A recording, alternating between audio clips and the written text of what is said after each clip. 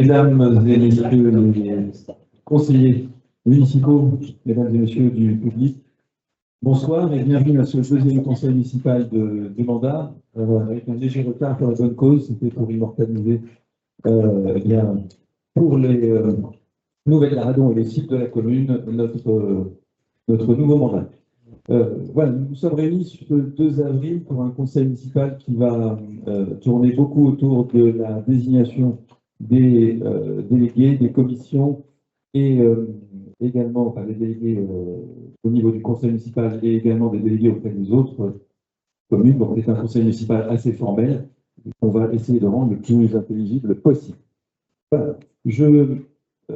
Petit changement par rapport au passé, je ne vais pas procéder à l'appel, mais plutôt simplement lire la liste. Donc Jean-Philippe Perriès présent, Dany Forest présent, Éric Monin présent, Catherine Chaise présente, Christophe Parent présent, Catherine Coe présente, Jean Pierre-Aubry présent, Elisabeth Jarlidon présent, Nicolas Cloutier présent, Alain Latinier présent, Sylvie Blanquer présente, Elisabeth Kemret présente, Martine Gobert présente, Stéphane Chebowski présent, Pierre Monchal présent, Anne Gégat présente, Isabelle Desrouilles présente, David Gégat présent, Marie Duprieux présente, Yoann Ruellan présent, Aude Montiège présente, Jean-Baptiste Mordu présent, Étienne Aymar présent, Alain Toureau présent, Philippe Guyot présent, Pascal Barré présent, Fanny Lematec présent, Lucie Boichot absente à donner pouvoir à Pascal Barré, et enfin Charles Ten présente.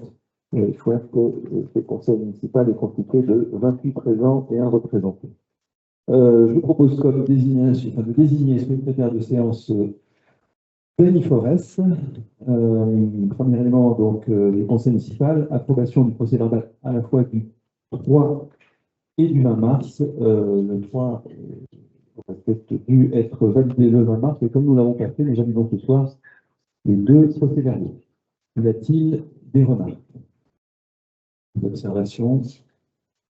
Donc, les procès-verbaux du 3 et du 20 mars 2026 sont approuvés. Je précise tout de suite que l'une des délibérations qui était à l'ordre du jour ne va pas pouvoir être votée. C'est la délibération numéro 27, qui porte le numéro 8 pour cette soirée, qui fait la désignation des représentants et personnalités auprès de l'EPCC Seine du Golfe.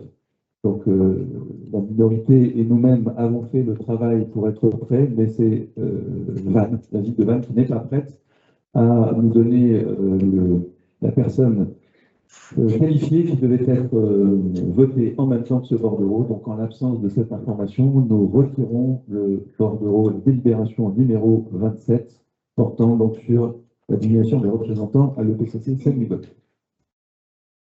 Voilà, donc je vous propose de démarrer sans plus attendre sur la première délibération. On va avoir après la désignation des conseillers délégués, mais avant de le faire, je voudrais faire un point à la fois pour les conseillers et pour le public qui est ici présent sur l'organisation de la commune, puisque finalement tout ce qu'on va voter ce soir en découle directement. Alors le premier sujet, même si ce n'est pas extrêmement visible, c'est l'organigramme de la commune, des services de la commune, qui a été présenté, mis en annexe sur le conseil municipal du 3 mars. Il n'a évidemment pas changé à ce jour, en tous les cas dans sa structure. Simplement, ce qui est important de porter à votre connaissance, c'est qu'à ce jour, il n'y a plus dans la commune de directrice ou de directeur général des services, qui est quand même le poste le plus important, puisque le poste de coordination de l'ensemble des services de la commune. Donc, c'est un poste qui est à pourvoir à ce jour. Nous n'avons plus non plus de directrice juridique qui nous a quitté quelque temps après notre arrivée. Et nous sommes dans l'attente de l'arrivée du directeur financier qui sera là le 1er mai, dont le recrutement avait été lancé et validé. Voilà, ça fait quand même plusieurs éléments manquants dans l'organisation qui ne rendent pas le fonctionnement des services extrêmement simple à ce jour. Donc bien sûr, les mesures ont été prises pour lancer les recrutements relatifs au poste qui manque et surtout celui du ou de la DGS, mais je pense qu'il était important que nous ayons tous cela en tête. Ça, c'est donc le fonctionnement et l'organigramme des services, et je propose tout de suite de présenter l'organigramme de ce que sera l'organisation des élus majoritaires. Et je précise d'entrée que tous les élus majoritaires seront appelés à avoir une délégation que nous allons présenter au conseil municipal dans quelques instants. Donc sur les 22 élus majoritaires, tous auront une délégation. qui est présenté par l'organigramme qui vous est présenté ici. Donc nous aurons, et nous enverrons les noms dans quelques instants, 8 adjoints qui représentent la structure horizontale en bleu, et ensuite on aura 13 délégués, dont certains seront placés sous la responsabilité des adjoints et d'autres rattachés directement au maire. Et ceux qui sont rattachés directement au maire sont généralement liés à la notion de chefferie de projet, c'est comme ça qu'on l'appelle. Ce sont des chefs de projet dédiés aux projets importants du mandat. Voilà, je pense que c'est intéressant de le présenter sous forme de diagramme, mais plutôt que simplement sous forme de nomination, comme nous allons faire dans quelques instants, pour que chacun ait une vision la plus claire possible de ce que pourra être cette organisation. Voilà. Après cette présentation, je propose de passer directement à la première délibération de la soirée, qui est la délibération numéro 20, relative à la désignation des conseillers délégués. Donc, quelles seront les délégations qui sont mises en place? Il va y en avoir 13. Une délégation à l'économie, dont la personne qui sera en charge est Anne Gégat. Une délégation, excusez-moi, à la solidarité, l'accessibilité et l'inclusion, qui sera dévolue à Isabelle Desrouilles. Une délégation aux écoles, qui a déjà commencé il y a 1 heure, avec Aude Montiège. Une délégation à la décarbonation et aux mobilités, endossée par Jean-Baptiste Borzu. Une délégation à la biodiversité, endossée par Sylvie Blancard. La culture et le patrimoine, Elisabeth Kemré. L'événementiel, Marie Duprieux. Le sport et parallèlement la sécurité et la prévention des risques, Johan Ruelan. L'entretien des biens communaux, Martine Gobert. Le projet, donc là on rentre dans la notion de chef de projet, du nouvel EHPAD, Alain Latinier. Le projet du pôle d'épanouissement, Stéphane Schlebowski. Les affaires maritimes, David Gégat. Et la démocratie participative et la transition numérique, Pierre Monchal. Voilà, 13 délégations, dont une partie sont rattachées, donc les 4 que vous voyez en haut sont rattachés directement au maire, et les autres sous la responsabilité d'un adjoint, avec par exemple un adjoint comme Dany Forest, qui est au monde associatif, au sport et à la culture, aura sous sa responsabilité le délégué en charge de la culture et du patrimoine, le délégué en charge de l'événementiel et un délégué en charge des sports. Voilà. Voilà la présentation de cette délégation. J'ouvre le débat. Y a-t-il des remarques, des questions? Alain. Oui, merci pour cette présentation, M. le maire. On souhaitait avoir quelques éclaircissements, surtout que vous mettez derrière le pôle épanouissement, d'une part, et derrière les affaires maritimes. Merci. Je vais commencer par le deuxième point. Les affaires maritimes vont regrouper en fait tous les sujets qui ont trait à la fois au trait de côte et à tout ce qui se passe sur l'eau. Donc concrètement, et on verra dans quelques instants, sous les affaires maritimes, on trouvera toutes les délégations liées au conseil portuaire, au comité lié au mouillage, mais également tout ce qui va toucher aux sentiers côtiers, à l'accès, au cale. Donc bref, tout ce qui est du domaine du maritime et du trait de côte, c'est-à-dire la ligne qui nous sépare de l'accès à la mer. Concernant la partie pôle épanouissement, nous avons le projet dans notre mandat de créer un pôle multi-activité qui présentera à la fois un tiers-lieu, des activités musicales, notamment pour y accueillir là-bas, un lieu dans lequel s'exprimera la démocratie participative au travers de ce qu'on a appelé potentiellement la fabrique à radon, mais ça ce sera décidé par les Arradonnais, puisque s'agissant d'une démarche participative, rien n'est fixé. Et c'est ce que nous avons appelé pendant notre campagne, mais c'était une appellation temporaire, la ruche créative. Voilà, donc c'est un pôle de foisonnement à la fois d'activités, de tiers-lieux, d'expression de démocratie participative et d'activités qui tourneront d'abord autour de la musique, mais avec de la sculpture, de la peinture, de l'écriture, etc. Voilà, c'est vraiment la notion de chef de projet. Il y a vraiment 2 chefs de projet correspondant à 2 projets de notre programme, que sont le nouvel EHPAD et ce pôle d'épanouissement. J'espère avoir répondu à votre question. Je vous remercie. Y a-t-il d'autres remarques ou d'autres questions concernant ces 13 délégations? Non. Mais écoutez, après débat, le conseil municipal est invité à délibérer pour approuver la désignation des conseillers délégués dans les conditions exposées ci-dessus, donner pouvoir au maire pour prendre toutes les mesures nécessaires à la bonne exécution de la précédente délibération. Qui est contre? Qui s'abstient? Bon, 7 abstentions. Et j'en ai mis donc il y a 22 votes pour, donc ce bordereau est adopté à la majorité de 22 voix sur 29. Délibération suivante, c'est directement lié, délibération relative aux indemnités des conseillers délégués. Donc, nous avions déjà voté au cours du conseil municipal précédent les indemnités du maire et des 8 adjoints, dont je rappelle qu'il était de 1 885 € pour le maire et 8 fois 600 € pour les adjoints. Nous proposons d'accorder 200 € à l'ensemble des conseillers délégués, des 13 conseillers délégués, ce qui s'élèvera donc à 2 600 €. Cumulé avec ce qui précède, ça fait donc un montant global mensuel de 9 285 €, là où le maximum autorisé est de 10 065, pour deux raisons que j'ai déjà exposées la dernière fois. C'est que d'autres délégations pourraient se faire jour, dans une volonté d'ouverture de notre part vis-à-vis de la minorité. Le temps nous dira si jamais nous acheminons sur ce terrain, ou il pourrait y avoir aussi des évolutions dans le fait que toutes les indemnités à 200 € ne seront pas forcément relatives au temps passé ou à l'investissement que nécessite chacune des délégations. Voilà, ça nous laisse une marge d'évolution pour le futur, mais à ce jour, nous avons décidé de mettre tout le monde, toutes les fonctions, maire d'un côté, adjoint et conseiller délégué de l'autre, sur la même rémunération, en se laissant une petite marge de manœuvre. Y a-t-il des questions ou des remarques sur cette délibération? Et je vous remercie. Après débat, le conseil municipal est invité à approuver le régime des indemnités des conseillers délégués tel que proposé, à partir de la date à compter de laquelle sera exécutoire la présente délibération. Autoriser monsieur le maire à signer tout document nécessaire à la mise en œuvre de cette décision. Et contre? Qui s'abstient? 7 abstentions. 7 abstentions. Donc ce bordereau est adopté à la majorité de 22 voix sur 29. Délibération numéro 3. Elle a trait maintenant à la désignation des commissions municipales et aux personnes qui vont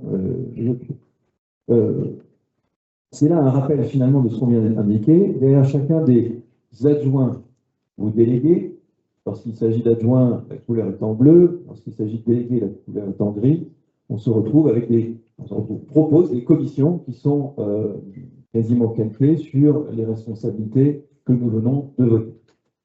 Donc, on se retrouve avec le premier point, c'est celle qui rend du tableau, je ne vois pas de jugement. Environnement et cadre de vie sera la première commission. Et j'en profite tout de suite parce que je prends l'avance sur ce qui va suivre, et ça nous permettra pour le coup de ne pas revenir à chaque fois en termes d'explication. C'est que parmi les membres de cette commission environnement et cadre de vie, il y aura des délégués qui seront en charge de représenter la commune auprès du parc naturel régional de Bois-du-Morbihan et de Morbihan Énergie, puisque ces deux thèmes-là seront traités au sein de la commission environnement et cadre de vie. De la même manière, deuxième commission, famille, enfance et jeunesse, verra dans ses effectifs des personnes en charge des écoles ou de la représentation auprès du conseil d'administration de la commission permanente du collège Gagny. Troisième commission, la commission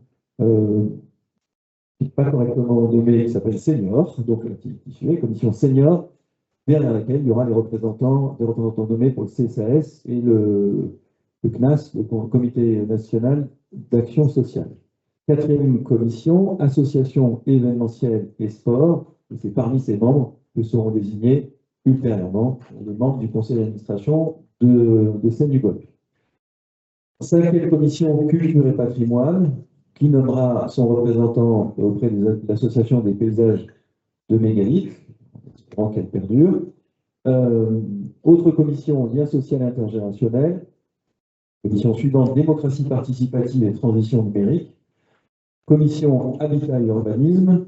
Commission finance. qui nommera son représentant auprès de la CLECT. Commission Travaux, qui nommera ses représentants pour la commission d'appel d'offres. Commission Affaires communautaires. Commission Affaires maritimes, et ça va en partie répondre à votre question, je le disais tout à l'heure, derrière lequel on nommera parmi ses membres ceux qui seront représentants auprès du comité consultatif local des mouillages, autrement appelé Conseil des mouillages, qui est en réalité un comité consultatif. Le représentant auprès de la Compagnie des ports du Morbihan ou du Conseil portuaire du port départemental d'Arradon. Une commission économie, une commission sécurité et prévention des risques, qui nommeront les correspondants défense, sécurité routière et auprès du plan massif de défense des forêts contre les incendies. Et enfin, une commission inclusion, derrière laquelle intégrera une sous-commission obligatoire qui s'appelle la commission accessibilité. Voilà, ça fait 15 commissions, c'est 4 de plus que dans le mandat précédent, parce que certains éléments nouveaux se sont faits jour par rapport au passé, comme la commission inclusion, comme la commission sécurité et prévention des risques. Mais en revanche, le nombre de représentants dans ces commissions va diminuer. Il sera de 7 élus, là où ils étaient de 9 élus dans le mandat précédent. Avant qu'on aborde les membres de chacune de ces commissions, je voudrais préciser que les règles de calcul de la représentation au sein de ces commissions, qui sont basées sur la proportionnelle, la méthode du plus fort reste, indiquent qu'il faut 4 représentants de la majorité et 2 représentants, excusez-moi, de la minorité. C'était ce qui se produisait à peu près dans le mandat précédent avec des chiffres différents. Nous avons par contre affirmé notre volonté, c'était notre demande dans le mandat précédent, qui n'avait pas recueilli de réponse positive, mais il me semblait qu'il était cohérent à partir du moment où on l'avait demandé, c'est qu'on l'applique à ceux qui aujourd'hui représentent la minorité, c'est que nous avons proposé à la minorité d'avoir 2 membres dans chacune des commissions, 2 membres titulaires et 2 membres suppléants pour pouvoir assurer, quelles que soient les problématiques d'emploi du temps, d'assurer une présence suffisamment importante pour que le débat puisse avoir lieu. Voilà, je tenais à le préciser. Du coup, qui sont les membres de ces commissions? La première, donc voilà, les 2 premières commissions. Dans la commission environnement et cadre de vie, en titulaire, il y aura Jean-Pierre Aubry, Jean-Baptiste Morzu, Sylvie Blancard, Pierre Monchal et Éric Monin pour la majorité, et Pascal Barré et Lucille Boichot pour la minorité. Et en suppléant, il y aura Martine Gobert pour la majorité, mais Philippe Guyot et Alain Toureau en tant que membres suppléants de la minorité. Pour la commission famille, enfance et jeunesse, ce sera Catherine Schell, Aude Montiège, Isabelle Dérouville, Babette Jarrigan, Johan Ruellan, et représentant de la minorité, Pascal Barré et Charles Ten. En suppléant, Catherine Coho, Lucille Boichot et Étienne Aymar. J'espère que c'est suffisamment visible au fond. Nous avons essayé de le faire le plus gros possible. Pour la commission senior, Catherine Coho, Catherine Chaise, Alain Latinier, Isabelle Dérouville, Babette Jarrigan, Alain Toureau et Fanny Lementec. Et en suppléant, Christophe Parent, Étienne Aymar et Charles Ten. Pour la commission association événementielle et sport, Dany Forest, Marie Prieux, Johan Ruellan avec un A, Elisabeth Kemré, Martine Gobert, Lucille Boichot et Fanny Lementec. Et en suppléant, Éric Monin, Pascal Barré et Philippe Guyot. Pour la commission culture et patrimoine, Elisabeth Kemré, Dany Forest, Martine Gobert, Sylvie Blancard, Marie Prieux, Alain Toureau et Lucille Boichot. En suppléant, Jean-Pierre Aubry, Charles Ten et Fanny Lementec. Pour la commission lien social et intergénérationnel, Babette Jarrigan, Elisabeth Kemré, Catherine Chaise, Anne Gégat, Isabelle Dérouville, Charles Ten et Étienne Aymar. En suppléant, Pierre Monchal, Philippe Guyot et Alain Toureau.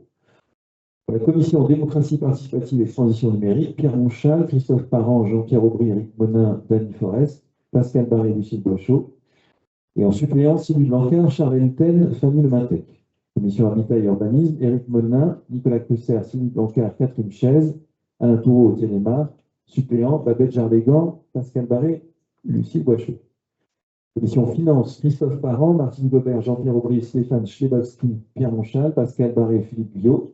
Suppléant, David Gégat, Lucille Boichot, Fanny Lementec. Commission travaux, Nicolas Cusser, Stéphane Schlebowski, Jean-Baptiste Morzu, Martine Gobert, Denis Forest, Philippe Guillot, Étienne Aymar.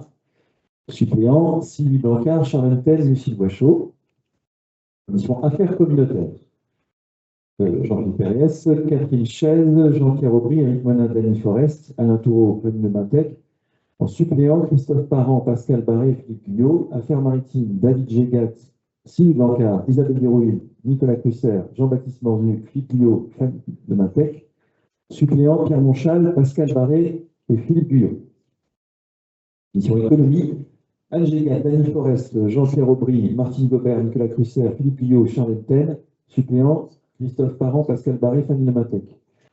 Commission sécurité et prévention des risques, Nguyen Ruénan, Christophe Parent, Jean-Pierre Aubry, Martine Gobert, Pierre Monchal, Alain Toureau, Étienne Aymar. Suppléant, Jean-Baptiste Morzu, Pascal Barré, Lucie Boichot.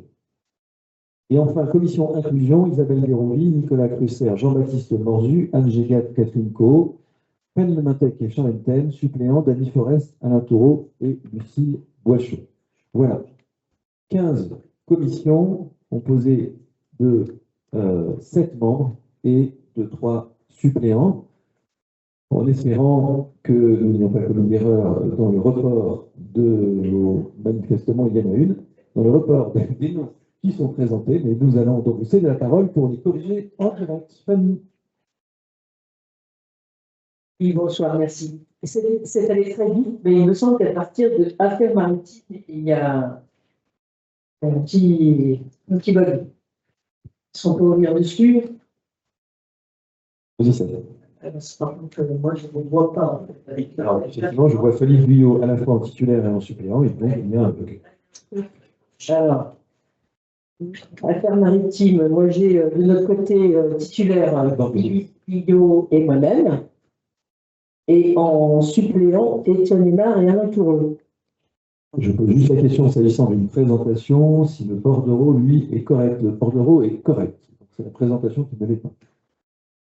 Après, du coup, je suis restée là-dessus. Je voudrais revoir économie pour voir si, enfin, il y a peut-être une inversion, je ne sais pas. Donc, non, là, ça a l'air d'être bon. Alors, aujourd'hui, nous nous sommes mis définitivement d'accord ce matin. Voilà. Non. Apparemment, c'est bon le reste. Sinon, J'espère que vous pardonnerez cette erreur de présentation. Est-ce qu'il y a, par rapport à la dénomination, le contenu de ces commissions ou les membres de ces commissions, est-ce qu'il y a des questions, des remarques? Merci, très bien. J'ai deux petites interrogations. L'une qui porte sur le périmètre de la commission 1, lien social et intergénérationnel, notamment en rapport avec les commissions seniors, MUFAR et école jeunesse comme ça. Et ensuite, une autre question qui m'est venue en voyant votre présentation là, sous forme de les délégations voilà, par fléchage ensuite. Je m'interrogeais sur le fléchage qui est fait entre la délégation aînée, d'une part, et le CPS, en fait. Parce que les problèmes du CPS ne sont pas uniquement les sujets liés aux jeunes. Voilà. Merci. Ce sont deux questions tout à fait pertinentes. Effectivement, la commission lien social et intergénérationnel sera surtout tournée vers, encore une fois, en liaison avec notre programme, toutes les opérations que nous pourrons mettre en œuvre pour créer au sein de la commune du lien social entre quartiers, notamment. On a prévu pas mal de choses sur le sujet. Tout ce qui sera lié en relation avec l'événementiel, à tous les événements qui nous permettent de relier les âges entre eux. Et ça n'est pas tout à fait la même chose que ce qu'on prévoit dans la commission senior, où on sera plus tourné vers qu'est-ce qu'on fait en termes d'accompagnement spécifique face au vieillissement de la population. Donc c'est vraiment une politique ciblée vers cette tranche de population, tout comme on aura une politique ciblée vers la tranche de population des jeunes familles dans l'autre commission. Là, c'est une commission dont les membres vont devoir travailler sur tout ce qui permet de recréer, de créer, d'entretenir, il dit déjà, le lien entre générations, entre quartiers et entre populations qui ne se côtoient pas forcément. Voilà. Ce qui n'aura pas toujours trait à une notion d'âge, il y aura de l'intergénérationnel, mais on et plus vers cette approche, qu'est-ce qu'on met en œuvre en termes de vie sociale au sein de la commune pour ne pas qu'il y ait de fractures ou qu'on raisonne par silo, jeunes, anciens, habitant certains quartiers par rapport à d'autres. Voilà, recréer, et vous l'avez compris, ce pivot dont on a parlé plusieurs fois, quand je dis recréer, non, c'est mal interprété. Poursuivre, renforcer ce bien vivre ensemble que nous souhaitons, nous attendons tous de nos vœux. Alors, j'espère avoir répondu à votre question sur ce point. Et j'ai un peu trop de mémoire sur le deuxième. Le lien entre la délégation senior et le CCAS. Alors, il est vrai que le CCAS ne s'occupe pas que des seniors, mais le premier enjeu en termes d'effectifs et d'activité au sens large du CCAS, c'est clairement l'EHPAD. Et c'est pour ça que, même s'il est à cheval, qu'il y a de l'action sociale et en même temps l'EHPAD et l'accompagnement de nos seniors, nous, le choix qu'on a fait, c'est de dire que ceux qui seront représentants au sein du CCAS seront issus majoritairement de la commission tournée vers les seniors, mais ça ne nous empêchera pas, ce n'est pas l'objet ici de ce que nous allons tout à l'heure, enfin si, on va le faire pour le CCAS, vous verrez que dans les personnes que nous proposons pour le CCAS, il y a aussi au moins une membre de la commission famille, jeunesse, enfance et jeunesse. Voilà. C'est une représentation qui n'est pas fermée, mais l'idée est quand même clairement de dire que le fonctionnement du CCAS est quand même très tourné vers l'EHPAD et que donc, forcément ceux qui vont être représentants doivent avoir cette connaissance et cette appétence sur le sujet des seniors. Mais ce n'est pas fermé. J'espère avoir répondu également à votre question. Oui. Autres interventions? Non. Non, Fanny, c'est pas au près d'une correction, parce que c'est la présentation qui est fausse, la délibération est juste.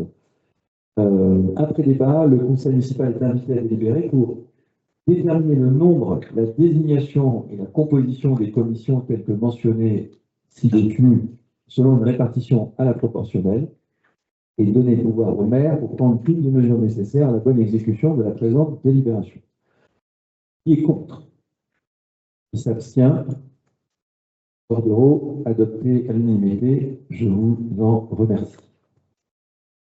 Délibération suivante, la délibération numéro 23, relative à la commission d'appel d'offres. Donc, vous savez qu'on a une obligation de nommer une commission d'appel d'offres. Je vais juste dire ce paragraphe. En application de l'article L1411-5 du Code général des collectivités territoriales, la commission d'appel d'offres des communes de 3500 habitants et plus est composée du maire, président, et de 5 membres titulaires du conseil municipal élus en son sein à la représentation proportionnelle au plus fort reste. Il tient aussi à dire ici, l'application de cette méthode stricto sensu aurait débouché sur la nomination de 4 membres titulaires de la majorité et 1 membre de la minorité. Nous avons fait le choix, pour une meilleure représentativité par rapport aux résultats des élections, d'aller au-delà de ce que la loi nous indique, qui n'est pas du tout interdit, et donc de proposer 3 sièges titulaires pour les membres de la majorité et 2 pour la minorité, que seront donc Martine Gobert, Christophe Parent et Nicolas Crusser, accompagnés de Pascal Barré et Philippe Guyot. Et enfin, la même chose en ce qui concerne les suppléants, qui seront donc Jean-Baptiste Morzu, Jean-Pierre Aubry, Stéphane Chebowski, Alain Toureau et Charlène Ten. Y a-t-il des remarques, des questions? Délibération. Et après débat, le conseil municipal est invité à délibérer pour approuver l'élection des 5 membres titulaires et des 5 membres suppléants au sein de la commission tenant lieu de commission d'appel d'offres. Procéder à la désignation des représentants élus comme suit: président, le maire, membre titulaire, Martine Gobert, Christophe Parent, Nicolas Crusser, Pascal Barré et Philippe Guyot, membre suppléant, Jean-Baptiste Morzu, Jean-Pierre Aubry, Stéphane Chebowski, Alain Toureau et Charles Ten. Qui est contre cette délibération, qui s'abstient, Bordereau adopté à l'unanimité. Je vous remercie. Déclaration suivante. Détermination du nombre de membres du conseil municipal au sein du conseil d'administration du centre communal d'action sociale.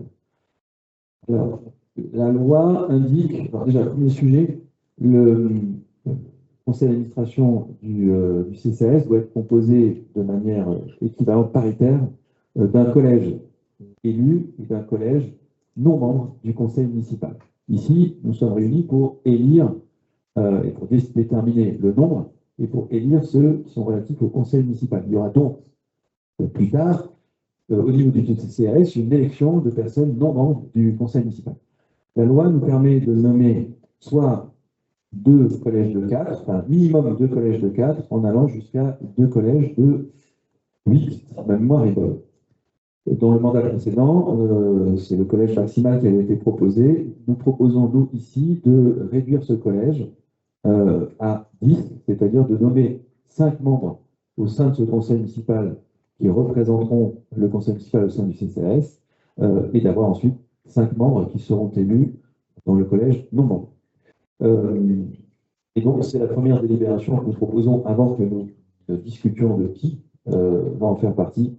C'est de proposer, donc, de fixer à 10 le nombre de membres du conseil d'administration du CAS, dont 5 seront élus par le conseil municipal. J'ouvre le débat. Qui souhaite intervenir en termes d'observation, question?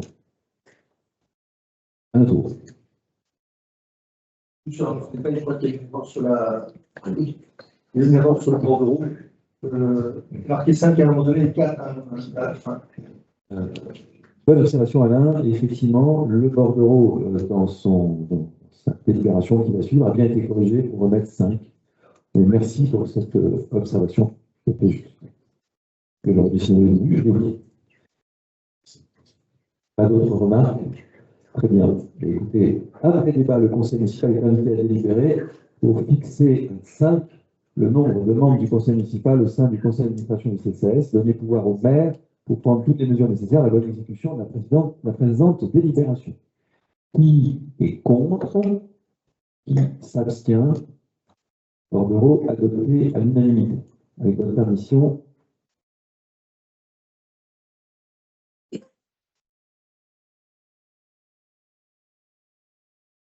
Alors, vous l'aurez constaté ce soir, je suis le rapporteur pour la dernière fois, je suis le rapporteur de toutes les délibérations, puisque au moment où nous avons envoyé cette convocation, aucun adjoint n'avait de délégation et aucun conseiller n'avait de délégation. Donc, c'est la seule raison pour laquelle je tiens le micro ce soir, mais je tiens à rassurer tout le monde, c'est la dernière. Délibération numéro 25, là nous allons procéder à la désignation des membres du conseil municipal au sein du conseil d'administration. Nous avons décidé qu'il y en aurait 5. Notre proposition est la suivante. Là aussi, la méthode du Forest nous aurait amené à dire 4 et 1, et nous avons souhaité conserver cette équilibre plus proche de résultat. Donc, 3 membres titulaires de la majorité et 2 de la minorité. Catherine Coho, Catherine Chaise, donc qui sera l'adjointe en charge de la famille, de l'enfance et de la jeunesse. Babette Gerlégan, qui sera en charge du lien social et intergénérationnel. Donc, pour vous dire que les 3 représentants sont l'un adjoint aux seniors, l'une adjointe à l'enfance et à la jeunesse, et une troisième adjointe au lien social et intergénérationnel. Donc, il y a bien une représentation des 3 points. Et Lucie Boischot et Charlène Ben pour compléter cette liste. Y a-t-il des remarques, observations? Écoutez, merci. Après débat, le conseil municipal est invité à procéder à un scrutin. Non, alors oui. Oui. Petit oui. Le conseil municipal s'autorise-t-il, donc il faut qu'il se soit à l'unanimité, de ne pas procéder à un vote à bulletin secret, mais à le faire sous forme de vote public. Pour que ce soit fait, il faut impérativement que ce soit l'unanimité et qu'elle soit prononcée. Donc je pose la question qui est pour le fait que nous votions au scrutin public et pas au scrutin secret.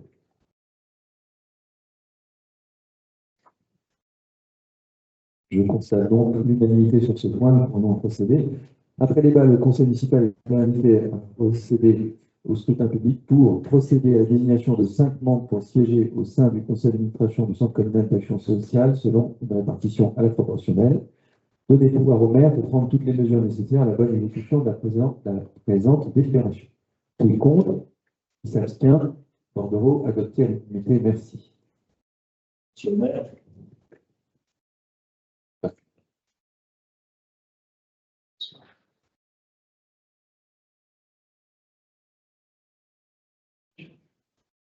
Oui, moi je mesdames, messieurs, juste, je voudrais m'assurer que notre Lucille est bien Lucille Boischaud, non pas Lucille Bouchot ce soir, sur le bord de l'euro avec la CPA. On ne peut pas m'empêcher de la faire. Merci.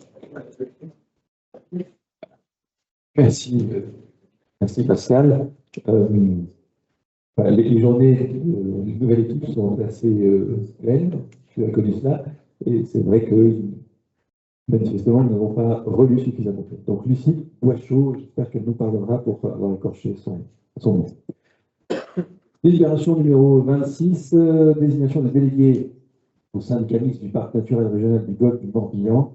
Donc là, je ne vais pas développer notre proposition et de nommer Sylvie Blancard, titulaire, délégué titulaire, et David Gégat, délégué suppléant. Le PNR ne nous permet pas de voter, de proposer plusieurs suppléants. Il n'y a qu'un seul titulaire et qu'un seul suppléant, ce qui explique le choix que nous ayons fait de n'avoir que des représentants de la région. Y a-t-il des questions, des remarques? Attention. Et si, après débat, le conseil municipal est invité à délibérer pour désigner comme représentant de la commune d'Arradon PNR du Golfe du Morbihan les personnes suivantes: délégué titulaire Sylvie Blancard, délégué suppléant David Gégat, donner pouvoir au maire pour prendre toutes les mesures nécessaires à la bonne exécution de la présente délibération. Qui est contre? Qui s'abstient? 7 abstentions. Bordereau adopté par 22 voix, la majorité de 22 voix sur 29.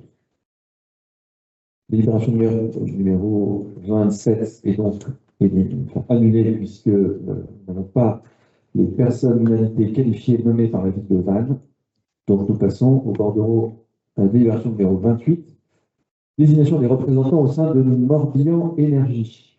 Nous proposons, puisque là aussi, nous proposons 2 représentants, Jean-Baptiste Morzu et Jean-Pierre Aubry. Des remarques, des observations, des questions? Merci.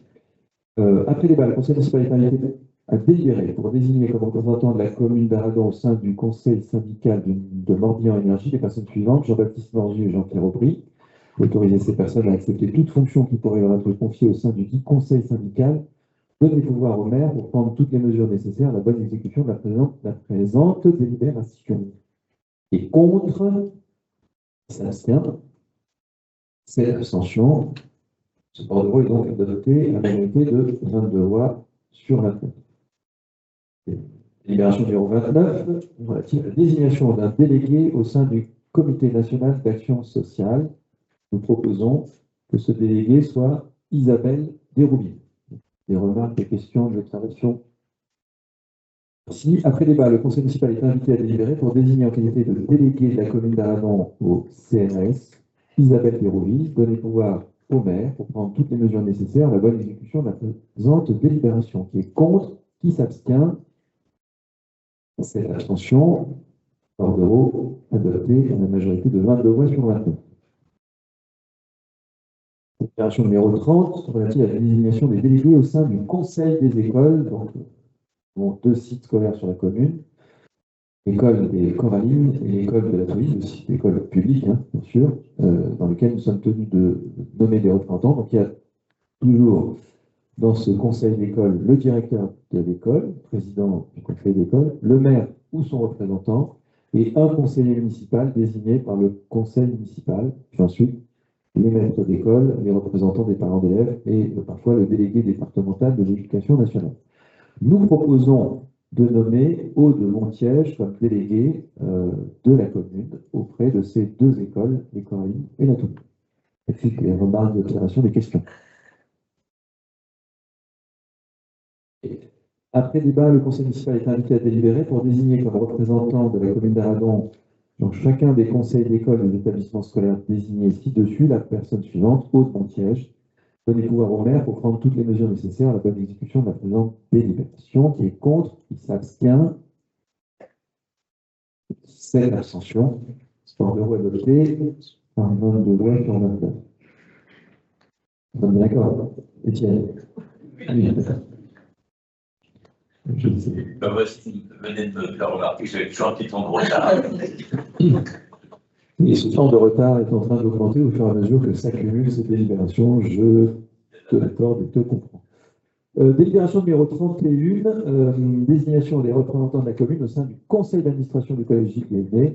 Donc, pour le collège JPN, le nombre de représentants des collectivités territoriales au conseil d'administration est le suivant. Un représentant de la collectivité de rattachement, le conseil départemental, et 2 représentants de la commune, siège de l'établissement. Nous proposons Aude Montiège en délégué et Catherine Chaise en suppléante.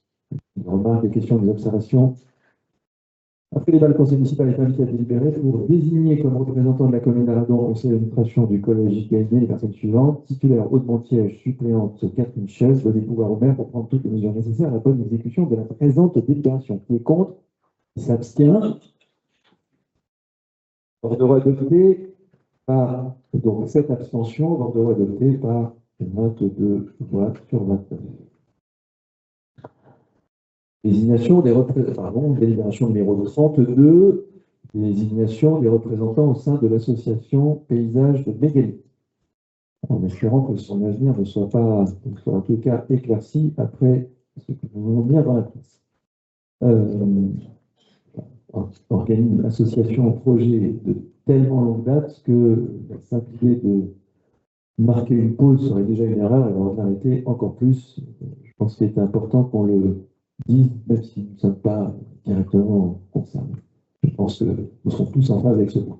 Donc nous proposons que la titulaire soit Elisabeth Kemmeré et la suppléante Dany Forest. Y a-t-il des remarques, des questions ou des observations?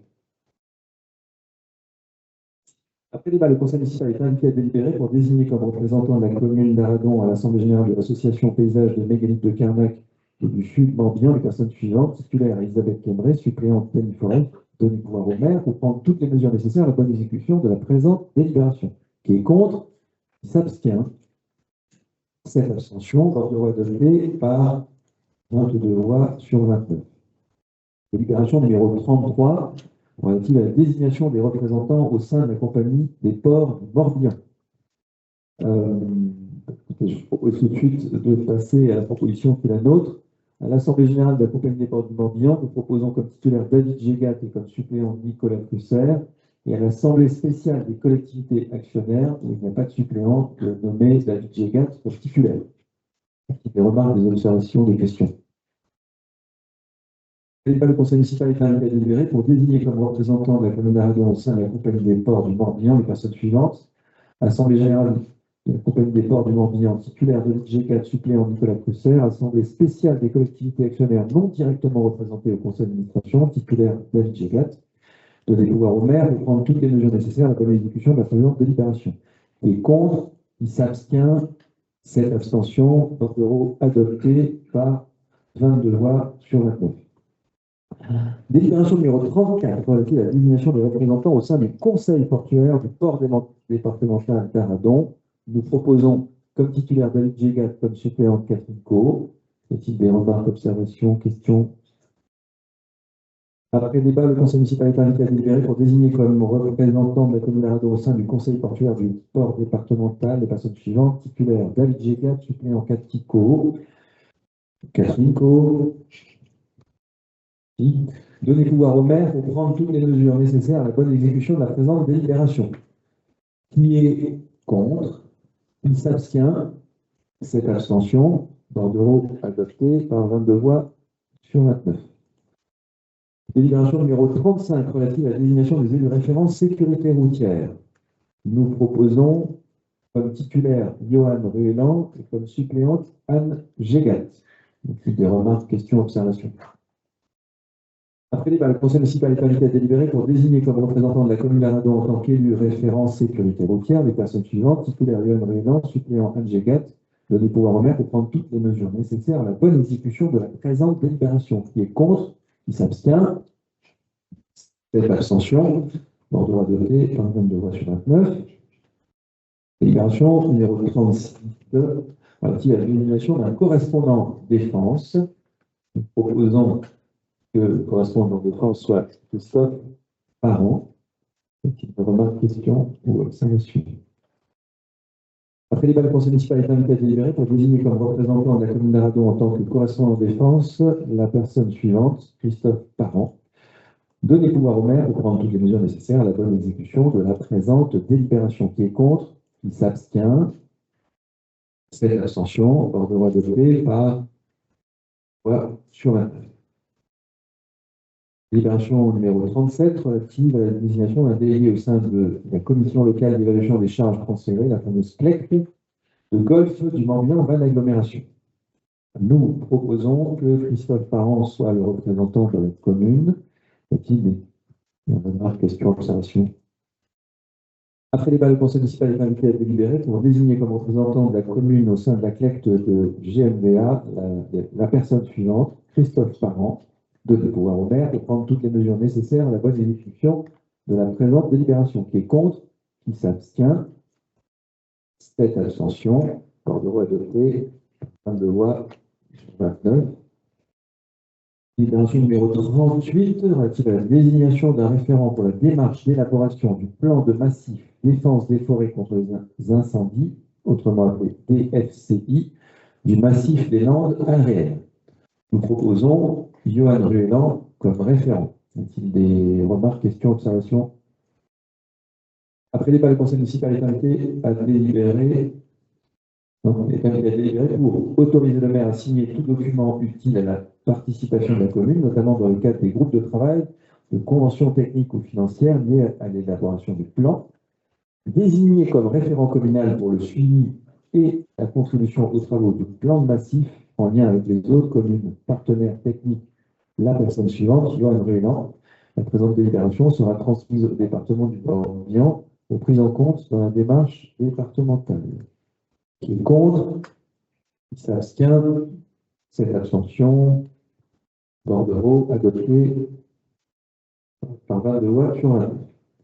Nous en avons fini avec les désignations différents délégués, mais ce ne sera pas fini pour le mandat, puisque nous aurons, comme vous l'avez compris, le PCC Scène du Golfe AOT, puis on aura également la commission consultative des impôts directs, la SPNGR, bref, il y aura encore 4 ou 5 désignations à faire, mais sur lesquelles nous ne sommes pas appelés à le faire immédiatement et nous aurons besoin de toute façon que d'autres se prononcent avant nous. Voilà. Délibération numéro 39 relative à la fixation des taux d'imposition des taxes directes locales pour 2026. Je vais indiquer immédiatement que notre proposition sera celle d'un maintien de ces taxes locales, et sauf erreur de ma part, mais je suis sûr que mon ancien confrère saura me corriger si c'est une erreur, je pense que ça va être la 15e année consécutive que la commune d'Aradon n'aura pas voté d'augmentation de ces taux avant la mise en place de la majoration pour de la taxe d'habitation pour les résidences secondaires, mais pour les autres taxes, c'est la 15e année consécutive, il n'y aura pas d'augmentation. Donc, si on fait un rappel des bases et des taux 2025, je ne vais pas forcément tous les lire, mais en termes de taxes d'habitation, donc si aujourd'hui est transféré sur les habitations principales. On avait 3 273 titres de base, un taux d'impôt à 11,05%, ce qui fait 361 734 de produits fiscaux. La majoration de la taxe d'habitation à plus de 60% sur les résidences secondaires était basée sur une base de 2 938 012 avec ce même taux, ce qui représentait 194 000 euros, ce qui fait que la taxe d'habitation représente sur les bases et les taux 2025 556 524 euros de recettes. Et du point de vue des taxes foncières, sur une base de 11 526 278 pour un taux de 40,64, ça faisait une rentrée de 4 685 069, et en y appliquant le coefficient correcteur qui minimisait 292 000 euros, et en y ajoutant la taxe foncière sur les propriétés non bâties, on arrivait à un produit de taxe foncière de 4 458 240. Ça, c'est pour l'année passée. Si on applique à 2026, donc aux bases 2026, les taux de l'année passée, on est, donc là je ne vais pas les reprendre, qui fait l'augmentation des bases et surtout des bases de taxes foncières, on ressortirait avec un produit de taxe d'habitation à 551 000 au lieu de 556, donc en baisse, et un produit prévisionnel de taxes foncières 2026 à 4 533 000 au lieu de 4 458 000 l'année précédente. On est sur une augmentation d'à peu près 70 000 euros, ce qui n'est pas sur la taxe foncière, ce qui est une augmentation, mais qui n'est pas une augmentation notable. On est sur une évolution par rapport à ce qu'on a pu connaître au cours du mandat précédent, notamment postérieurement à l'année 2020. Et donc, comme notre proposition est de maintenir le taux de l'année passée, eh bien, évidemment, nous aboutissons sur un tableau qui est le même que le précédent. Donc, en maintenant les taux, nous maintenons le niveau de rentrée fiscale à hauteur de 4 533 000 pour la taxe foncière et 551 000 sur la taxe d'habitation. Questions, des interventions? Philippe Guyot. Merci, monsieur le maire. Donc, je vais intervenir sur 2 ou 3 points. Le premier point, quand même, signaler que, bon, vous l'avez fait en introduction de cette réunion, de ce conseil municipal.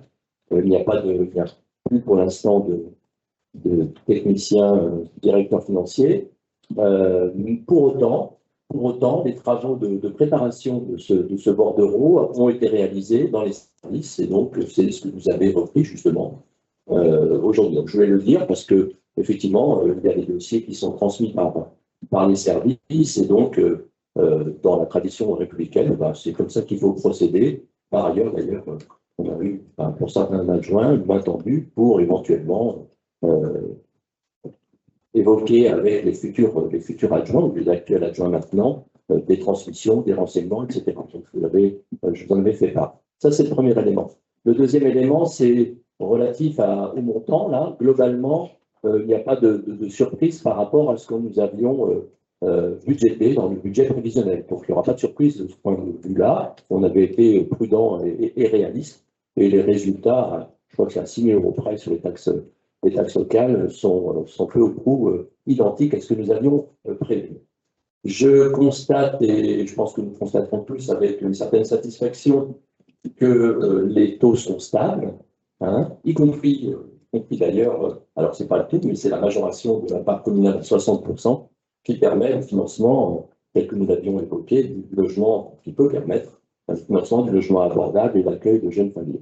J'avais préparé une question pour l'actuel adjoint finance, mais je vous la pose à vous, et puis peut-être que nous aurons la réponse au prochain conseil, sur l'évolution du produit sur les taxes d'habitation résidence secondaire.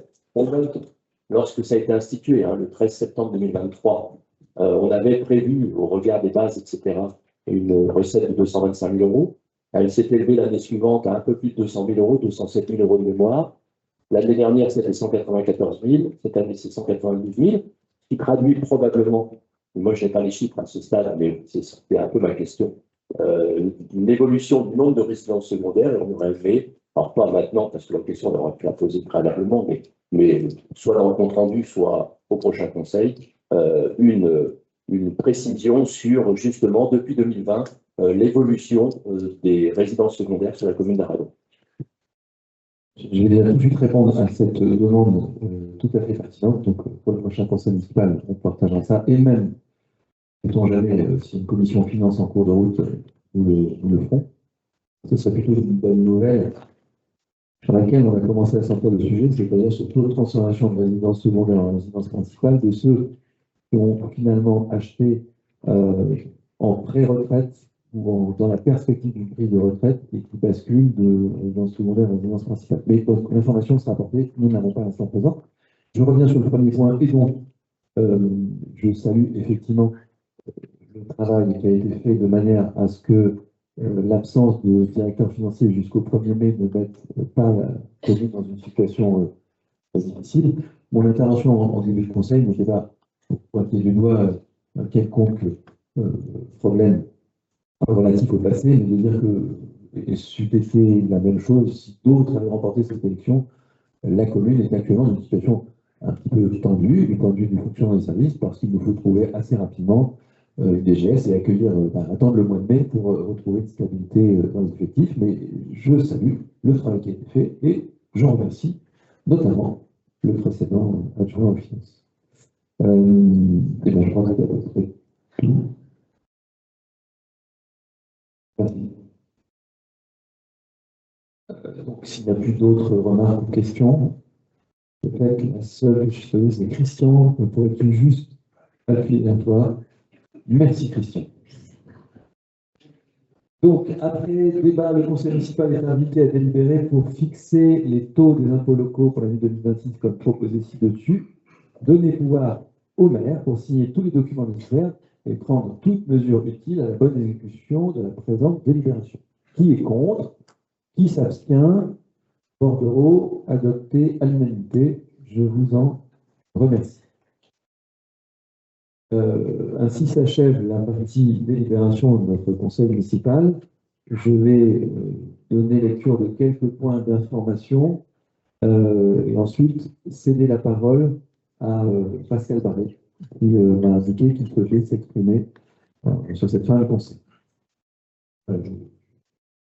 C'est très grave que nous terminions sur ce point-là que sur le point d'information, donc je démarre par ça.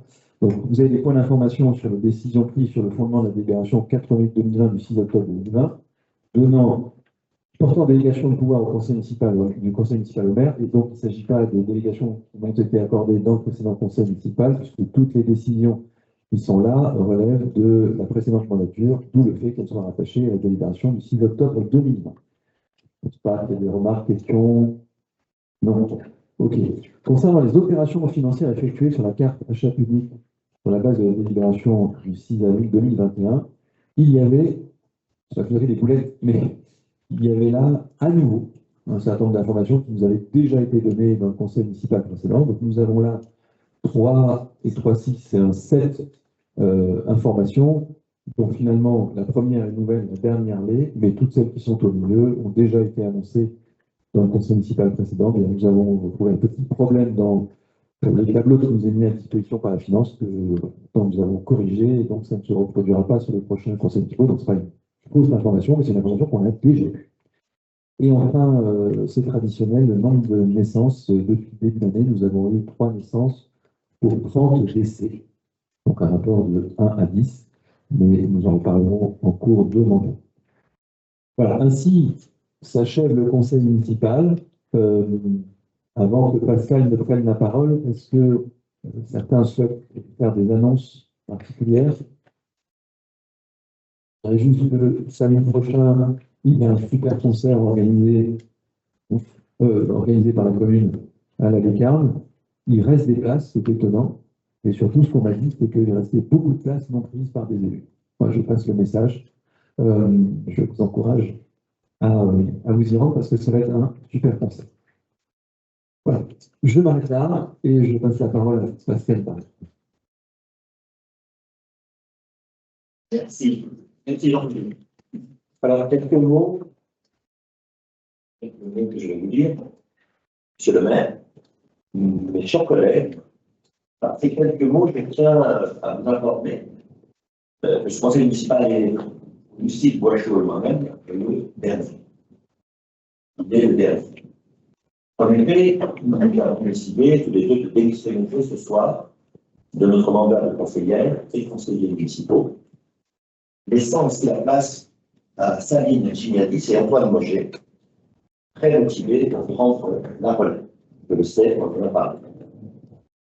En complément et en cohérence, vous le comprendrez, nous démissionnerons aussi du mandat de conseiller communautaire à GMBA, laissant là la place à Alain Toureau, qui est troisième sur la liste des impôts par la personnalité, lui aussi, collègue très motivé. Les 6 années que nous avons passées aux commandes de la commune d'Arradon, je l'ai plusieurs fois dit, ont été passionnantes et parfois difficiles, mais toujours avec un bel esprit d'équipe et une collaboration efficace avec les personnels au seul service de l'intérêt général. Nous en garderons de très bons souvenirs. La fonction de maire a été pour moi un grand honneur, vraiment. conscient chaque jour de servir les autres en proximité, dans ce qu'il y a de plus noble en politique, la vie de notre cité et de ses habitants. C'est bien le politisme, la vie des civiques. Cette parenthèse civique et républicaine se referme ce soir pour vous. Et je peux vous assurer que nos 7 élus minoritaires sauront travailler de la même manière, avec respect, responsabilité, dont propose bien sûr, et en restant attentifs et vigilants. Enfin, pour terminer, dans l'esprit de transition républicaine, qui vient à l'instant d'évoquer, et qui est le nôtre collectivement, et afin de couper court, aux allégations mensongères et calomnieuses dont je suis la cible ces derniers jours, Monsieur le maire, Jean-Philippe, je te redis publiquement ma disponibilité et celle de mes collègues pour échanger sur le dossier qui le nécessite. Et il y en a. N'hésitez surtout pas à nous solliciter. Alors, au nom de l'équipe, de notre équipe, je souhaite bonne route à notre commune et à ses habitants, bien sûr, à son personnel et à l'ensemble du conseil municipal. Monsieur le maire, mes chers collègues, je vous salue avec fraternité. Merci.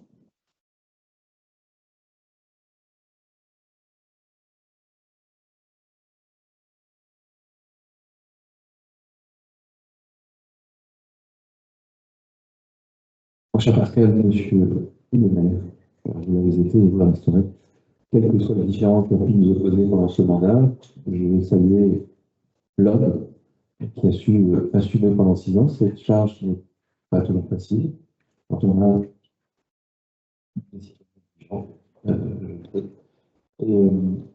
sache que le respect que tu as fait de eux, eh bien, celui que nous te renvoyons ce soir, au travers de nos applaudissements et de ces quelques mots, à toi qui nous quitte et à l'équipe qui reste. Merci.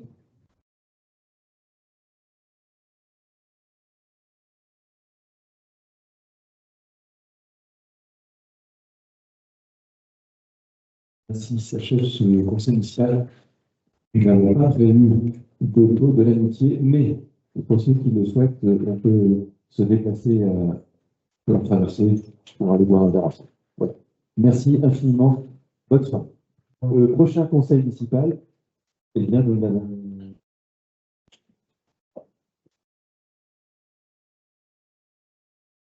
Jeudi 7 mai, je pensais.